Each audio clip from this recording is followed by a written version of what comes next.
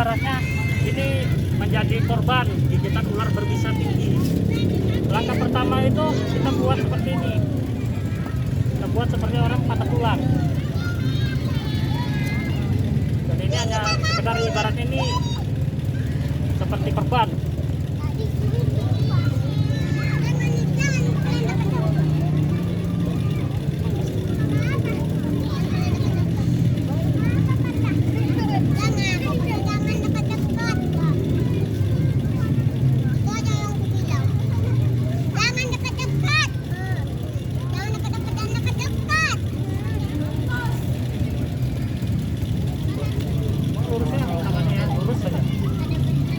Belok ya, terus kita akan menanganinya dengan cara disebut imobilisasi.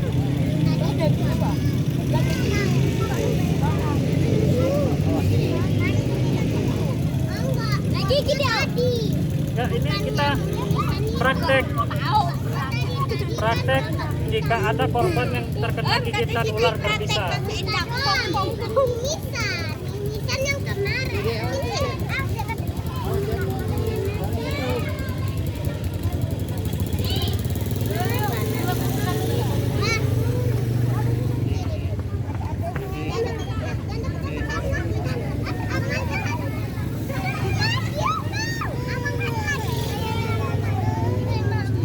Perbalur sampai ke ujung.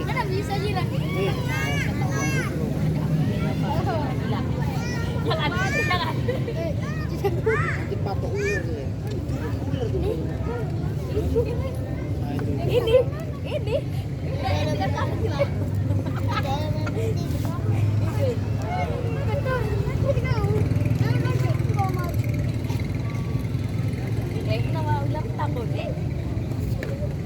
Seperti ini Bang ya, kita bisa tahu. Sudah, bel gunting.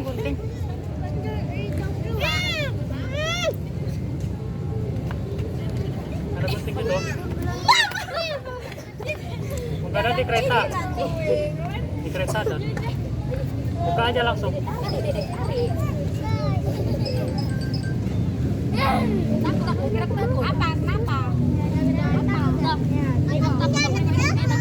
Angkat aja, angkat. Berani megang. Berani. Yang takut. Korban patokan gigitan ular berbisa ini harus lebih ketat ya Bang. Ini kan hanya praktek kan, ini buat lebih ketat lagi dan seperti digunakan perekat. Jadi seperti inilah kondisi orang yang terkena korban patokan gigitan ular berbisa. Dan langkah utamanya seperti ini dengan nama disebut imobilisasi. Dua, tenangkan diri seperti lurus Bang ya. Ini Bang, ada kemari Bang. Ada lagi kemari Bang. Terus lagi Bang. Posisi Abang bisa dikatakan jika terkena patok ular, kita harus menenangkan korban yang terkena gigitan ular. Seperti jangan panik. Satu, jangan panik. Dua, tenangkan diri. Kita gimana posisi cari enak kita tengahnya dengan korban. Jika dia ingin tidur, berikan aja tidur, nggak apa-apa. Jika yang dilarang jangan tidur, bahwasanya karena patokan gigitan ular itu mitos, salah. Jika dia ingin tidur, kita boleh buat tidur. Kita buat tidur seperti ini, tapi kondisinya tangan harus di bawah jantung. Posisi sini harus ada bantal tinggi. Nah, seperti gini. Jadi dia tangan di bawah, jantung di atasnya. Ini kalau misalnya memang korban terkena gigitan, bawaannya, Bang, saya mau tidur. Boleh tidurkan, kita tidurkan. Jangan seperti kita membuat dia panik. Kalau ketika dia ingin tidur, tidurkan. Dan seperti ini, jika dia sampai mengeluarkan muntah, korban akan muntah. Jika terkena gigitan ular bisa itu kan bereaksi muntah. Berapa lama harus dibawa ke rumah sakit, dalam jangka berapa lama dia ngalir gitu Bang? Kalau untuk jangka berapa lama itu tergantung imun tubuh 1, 2 kita panik tidaknya. Aman dia, tidak ada jangka-jangka. Nggak ada jangka Nggak ya. ada yang mengatakan jangka waktu. Jadi kalau misalnya di hutan gitu kan, dalam jangka seharian, berarti masih aman ya, tanpa rasa panik ya. Iya, yang penting kunci satu, jangan panik ataupun jangan terlalu banyak bergerak. Boleh bergerak, tapi jangan seperti orang main bola. Contohnya kalau jika terkena seperti ini tangannya, udah kita boleh berdiri, abangnya boleh berdiri, boleh berdiri, dan tangannya seperti ini. Tangannya dari sini tidak apa-apa, seperti ini, nggak apa-apa. Ya dibawa gini, tenang dia ataupun dipegang gini, nggak apa-apa. Kalau ada kontraksi untuk muntah, Kontraksi muntah, otomatis kan yang menjaga kan lebih khawatir lagi. ya, kalau jika dia muntah, kasih muntah terus sampai muntah terus. Bolak-balik muntah nggak apa-apa. Oh itu nggak masalah. Kedua, jika kita terkena korban patokan gigitan ular, ini contohnya ibaratnya ini ya, Kak. Ini air kelapa hijau. Kita bisa kasihkan ke korban. Oh kasih minum. Iya, kita kasihkan ke korban sampai dia minum, muntah lagi, kasih dia lagi. Minum lagi, muntah lagi, kasih lagi. Alternatif lain dari air kelapa muda? Ya. Alternatif lain dari air kelapa muda? Susu bisa? Susu bisa. Susu bisa ya. Susu bisa, Pokoknya tapi- segala sesuatu yang bisa dimuntahkan. Iya. Susu lebih baik tapi yang kental. Oh yang kental ya. Ya. Itu bolak-balik kalau kita korban muntah-muntah bolak-balik. Itu dampaknya itu udah 50 banding 50. Keselamatan atau tidak selamat. Oh. Karena dia udah memasuki masa kritis. Muntah. Jadi dari situ kita boleh buat korban jangan terlalu panik. Jika dia muntah kita tenangkan. Walaupun dia udah memasuki masa kritis kita bilang kau sembuh. Nah, udah aman, itu ibaratnya kau bakal sembuh. Kesembuhan itu dari kita sendiri, Kak. Pokoknya imunitas yang paling Ya, bagus. Imunitas, satu imunitas, dua dia harus tenang, jangan ada mengatakan aku bakal gini, aku bakal gitu. Kita harus menenangkan korban yang kena gigitan ular. Jadi seperti ini Kak ya, kita bisa tahu ini cara mobilisasi dan cara tradisional. Saya pun bisa juga karena saya pun sudah praktekkan. Ini contohnya saya sudah kena tradisional sendiri. Jika sudah seperti ini posisinya, kita bisa cari yang namanya buah rimbang Buah ataupun buah cempoka. Cipoka. Buah cempoka jika kita kuat, kita campur cabai rawit, kita blender sampai halus. Ya. Sampai halus itu setiap pagi kita beri, balurkan. Ini kan udah terkena korban yang terkena gigitan ular pasti terjadi pembengkakan. Pembengkakan besar ini Kak ya. Jadi kita tiap pagi kita kasihkan gilingan yang namanya di blender lah, itu di blender cempoka. Cipoka dan cabai tadi. Ya, kalau memang kuat kita, ya kita cempoka aja. Tapi kalau memang kita nggak kuat, cempoka aja nggak apa-apa. Tapi kalau kuat kita kasih cabai rawit. Itu bisa. Iya. Dan itu langkah kedua. Udah dimobilisasi. Itu langkah kedua sebelum ke rumah sakit atau bisa diobati dengan Ini sendiri? kita kasih dua tipe. Kita cara mengobati dengan cara tradisional, dengan cara cempoka dan buah pala muda. Itu udah bengkak kita kasihkan, nanti kebengkakan telang 2 kali 24 jam, ibaratnya 2 hari. Iya. Itu namanya nikrosin. Nikrosin itu seperti ini Kak, dia nanti penghitaman, pembusukan. Itu yang disebut serangan bisa ular homotoksik. Homotoksik itu dia pembusukan. Jadi di situ dia hitam, nanti akan bernanah membusuk. Itulah kita bisa belah. Jika kita menjalani dengan cara tradisional. Kita sendiri lah yang Ya, melakukannya kita ya, sendiri. seberaninya Kalau kita. kita belah. Seperti ini saya koyak sendiri. Tapi kalau nggak sanggup silakan ke rumah sakit lah. Rasa nggak ada Kak. Kadang Saya jamin nggak ada rasa. Sakit tidak ada. Karena dia pembusukan itu daging busuk. Dia kebas sama sekali nggak ada. Kita belah, kita buang itu kuning itu tadinya buang itu kan bisanya di situ masih mengandung. Udah kita bersihkan. Silakan alkohol. Udah bersihkan pakai kapas dan kita ambil yang namanya buah pala muda. Buah pala muda kita tokok sampai keluar neteskan minyaknya. Kita teteskan. Rutin kita teteskan 1 hari sekali tiap pagi. Insya Allah Saya sudah membuktikan sendiri sini satu, dan sini satu. Cuman ini bukti saya koyak sendiri gitu. Karena saya kan memang kebetulan saya keluarga kurang gitu kalau di rumah sakit. Istilahnya semampu kita untuk Iya. mengobati lah. Jadi dari sini kita bisa pahami sebelum kita memilih ular berbisa kita harus pahami sendiri. Sebelum kita makan cabai kita harus sediakan air minum. Satu lagi Bang, apa yang kita lakukan kalau misalnya kita orang awam ketemu dengan ular? Misalnya di rumah lah, tiba-tiba saya sendiri lagi suami lagi kerja, apa yang harus dilakukan? Pertama kali. Kita kalau jumpa ular, apapun jenis ular, kita cari. Kalau kita tidak bisa menangkapnya, Iya. kita cari seperti baskom, ember yang besar, dia ada, tutupkan aja di baskom itu. Posisinya dia udah terkurung, kita timpakan di batu ataupun yang berat, benda berat, sampai ada kita bisa memberi pertolongan. Kita minta tolong ataupun siapa gitu kan, kita bisa minta tolong untuk menangkapkan ular gitu. Ataupun kita bisa juga menggunakan sejenis kayu, sapu. Tapi khususnya jangan berani kita menangkap ular kalau kita tuh belum ahlinya. Karena ular ini jenisnya tidak boleh menangkap asal-asalan. Jenis ular piper itu giginya elastis. Dia tidak boleh memegang apa? Kak, maunya sama?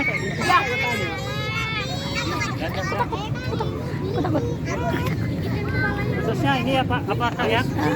Ini ibaratnya ini ular piper, ular itu namanya ular jenis piper. Dia tidak boleh memegangnya seperti ini, Kak. Ini fatal, pegang seperti ini fatal. Oh, Ini khususnya ular kobra bisa pegang seperti ini. Tapi jika ular piper megangnya dia tidak seperti ini. Dia megangnya seperti ini. itu termasuk jenis berbisa atau enggak yang abang sebut itu? Yang ular hijau ini. Ah. Ular hijau ini berbisa tinggi tuh, Kak. Kalau misalnya berbisa, cara megangnya gimana?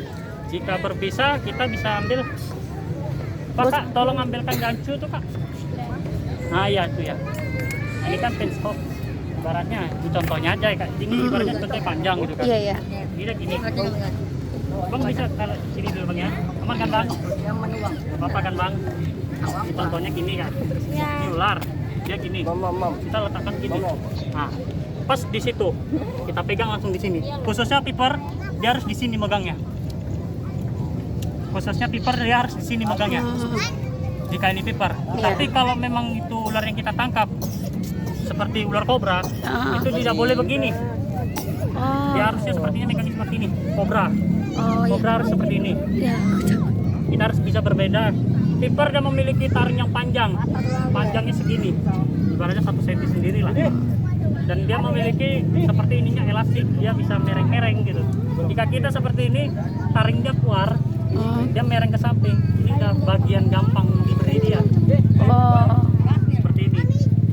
Jadi kita tidak bisa asal sembarangan menghandle ular berbisa seperti ular kobra, ular piper itu harus berbeda. tapi ini kan termasuk yang sering orang jumpai. Nah, Ini kalau ular ular sawah nih kan Bang? Iya, ular sawah. Ular sawah. Iya. Kalau ular sawah? Kalau ular sawah kita bisa mudah seperti ini. Memang kebanyakan ular sawah nggak berbisa ya? Iya, ular sawah tidak berbisa. Ini kan contohnya galak nih. Iya, iya. Iya. Dia gini. Dia kalau misalnya ular sawah, bisa pakai kayu, sekuat mungkin, tuh gini, udah kita pegang gini. Ini cara memegang ular sawah. Hanya Kita gitu tidak aja ya? boleh- Kita tidak boleh gini. Tidak boleh gini.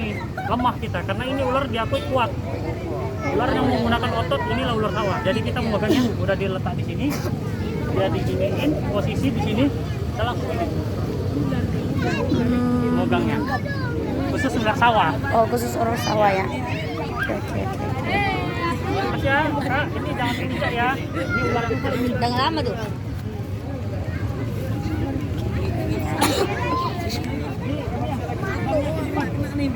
Kita sambung lagi, tadi Kak. Oke, oke. Itu khususnya kita menangani dengan cara tradisional, dengan cara rempah-rempah, cempoka dan buah pala.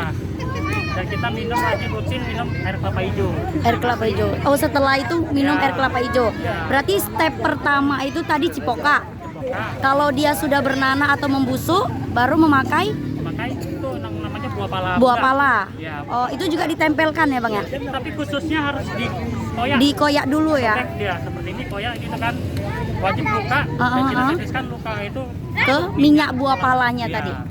Setelah itu baru rutin minum air kelapa muda. kelapa muda ataupun lain sejenisnya dulu koko bisa. Ataupun jika ada nanti korban merasakan kejang, nanti uratnya kejang gitu, aduh rasanya kejang gitu dia, kayak apalah gitu kan, ototnya kan nyeri, kita bisa minum yang namanya imbus. Oh, imbus. Oh iya Nah, tahu. itu vitamin imbus itu yang bagus, yang warna pink. Iya iya. Itu yang bagus, kita bisa belikan untuk, ya kan kita nggak tahu yang namanya imun seseorang. Imun seseorang itu tidak sama semua. Contohnya seperti saya, imunnya kan udah biasa gitu kan kena itu.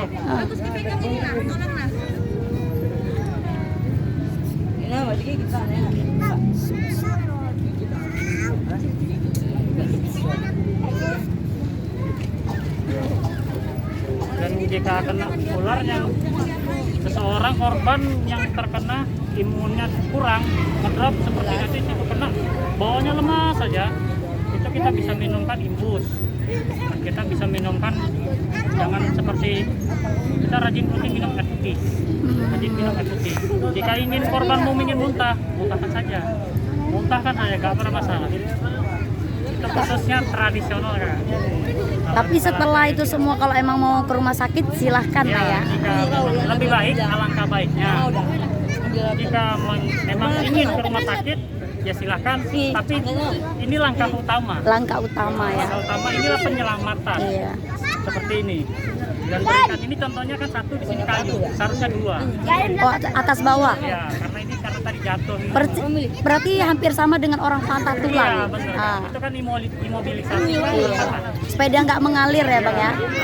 Dipalangkan gini, buat ikat sekuat mungkin. Jangan sampai bisa korban bisa belok ini, belok sana, kanan kiri.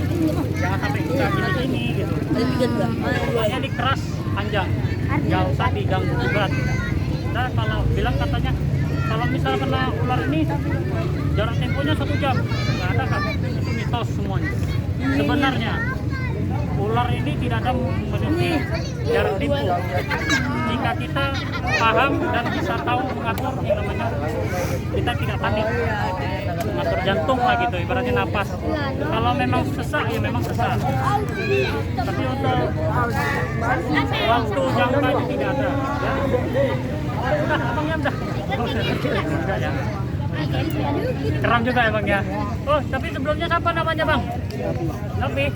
Oh Raffi, makasih Bang Raffi ya. Kita sudah pakai relawan namanya bersedia gitu. Ya. Jadi untuk semuanya bisa tahu bahwasanya kita bisa menangani ular.